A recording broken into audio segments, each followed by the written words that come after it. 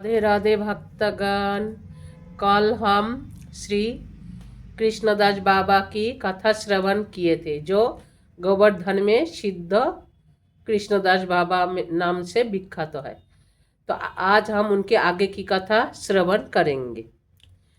तो कृष्णदास बाबा जी को राधा रानी कह रही है, तुम क्यों भयभीत हो रहे हो?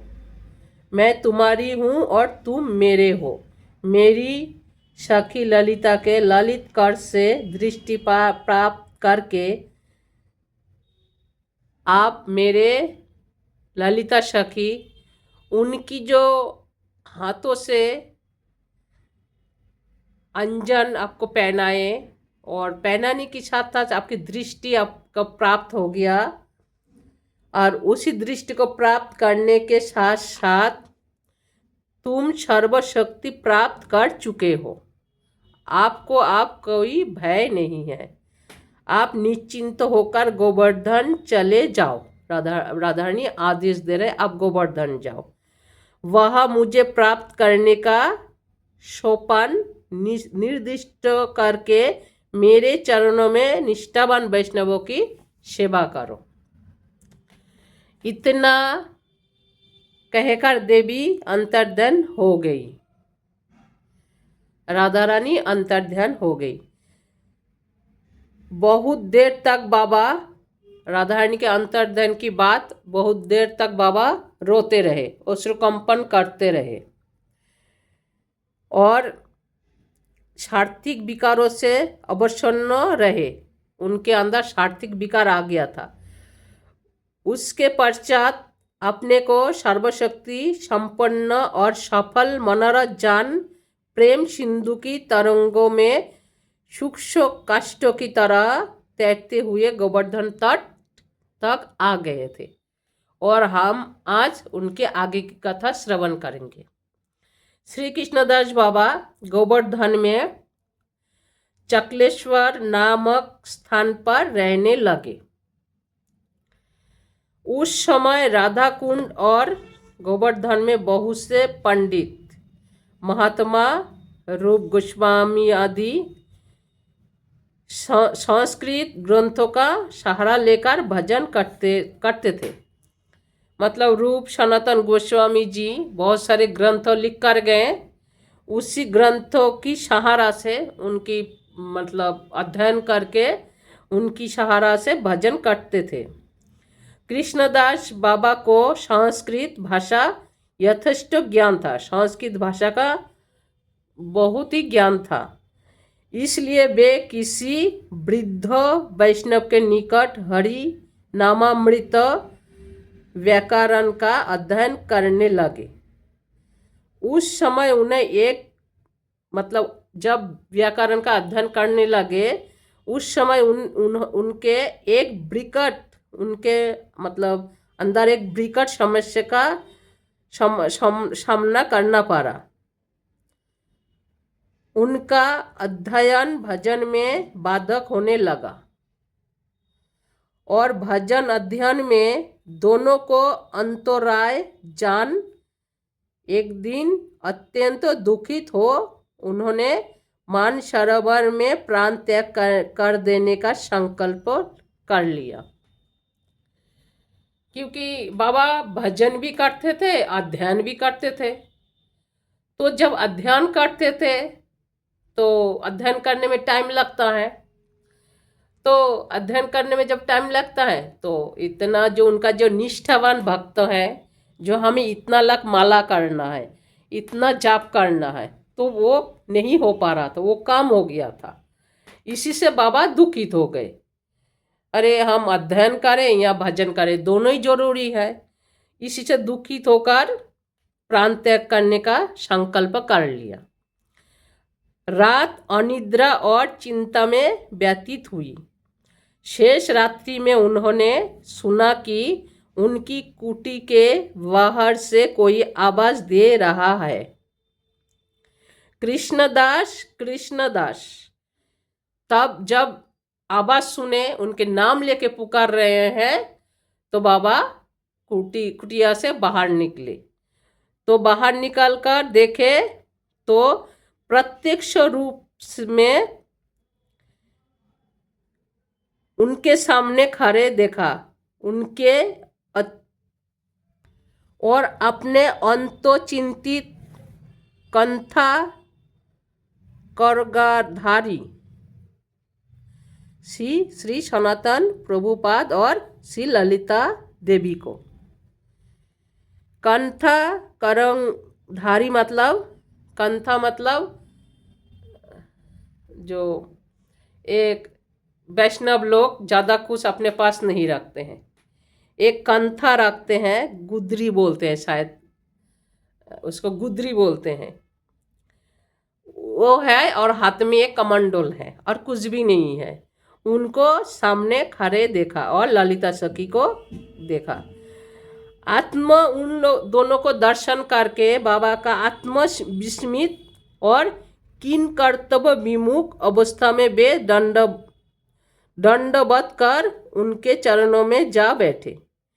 मतलब आत्मविस्मित, किन कर्तव्य विमुख, जब इन दोनों को देखे तो बाबा का क्या करना चाहिए वो होश नहीं रहा, क्या करूं, क्योंकि उन्होंने मतलब सोचा ही नहीं। जो श्री सनातन गोस्वामी जी जो राधारानी के पास चले गए, वो मेरे सामने प्रकट है और उनकी ग्रंथ अध्ययन कर रहे थे और अध्ययन करके उनकी ग्रंथ के हिसाब से भजन कर रहे थे। तो उन्होंने कभी सोचा ही नहीं है जो श्री सनातन प्रभु जी मेरे सामने दर्शन देंगे और ललिता सखी दर्शन देंगे। तब किन कर्तव्य विमुख हो गए, मैं क्या करूं, कुछ होश नहीं रहा। तो तब उन्होंने दंडवत करके उनके चरणों में जाकर बैठे। सनातन गोस्वामी जी ने स्नेह से उनके मस्तक पर हाथ फेरते हुए कहा, कृष्णदास, कुशल पूर्वक तो हो, आप आनंद में हो, कुशल पूर्वक हो, माधुकरी भर पेट मिलता है, माधुकरी आपको भर पेट मिलता है। तब बाबा ने बोला, हाँ प्रभु मिलता है।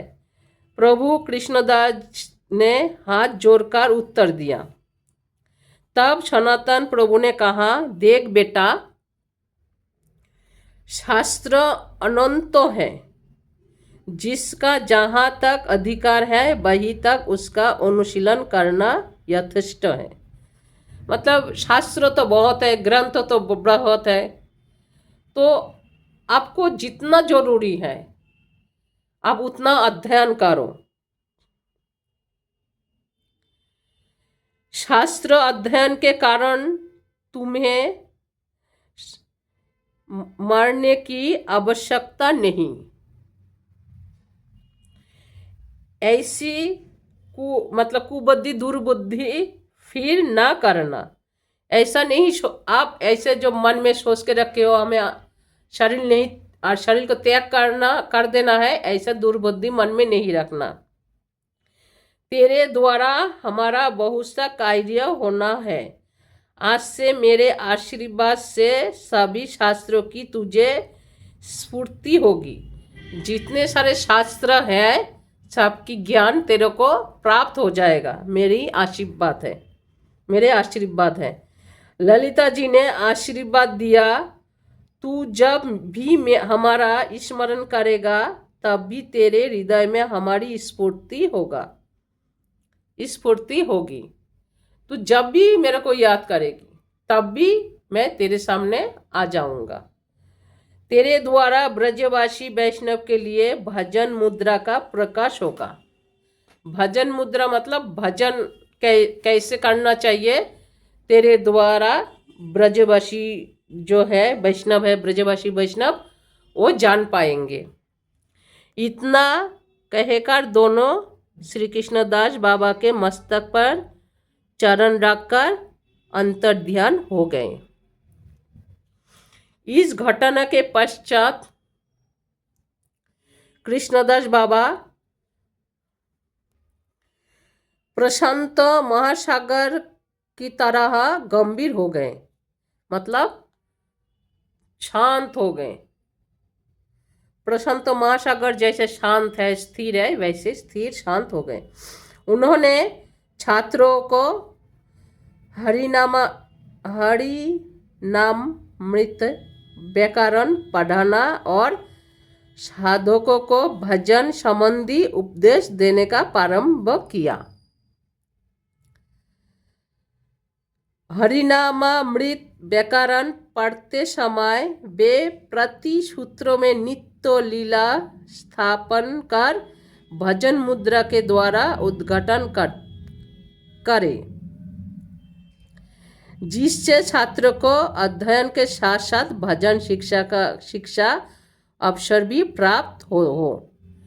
मतलब जैसे उन्होंने, मतलब उनको कष्ट हुआ जो हम अध्ययन करें या भजन करें, तो उसमें उनको कष्ट हो रहा था, नहीं हो पा रहा था, ना सही ढंग से भजन हो पा रहा था, नहीं तो अध्ययन हो पा रहा था। इसकी वजह से उन्होंने अपने जो विद्यार्थी हैं, जिन लोगों को शिक्षा दे रहे थे, पढ़ा रहे थे, उन लोगों को भी सुविधाजनक एकदम ऐसा शिक्षा दे रहे थे जो भजन भी ये लोग कर सके अच्छे से और अध्ययन भी कर सके। उन्होंने गोविंद लीलामृत बहुत सारे ग्रंथों अध्ययन कर उसके अनुगत वैष्णवों को वे उसके अनुसार भजन शिक्षा देने लगे।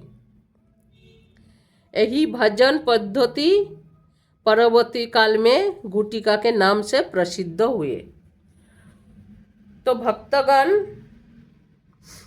बाबा जिन्हें भजन शिक्षा देते वे सब नित्य रात्रि में उनके पास जाकर अपने अपने भजन की बात करते। जिसको सिखाते थे भजन अध्ययन करवाते थे, सब रात्रि में इकट्ठा होके अपने अपने भजन की बात बोलते थे, चर्चा करते थे। यदि उनके भजन में कोई गलती होती तो वे सुधार देते। एक दिन एक महात्मा अपने भजन के विषय में बिना कुछ कहे क्रंदन करने लगे।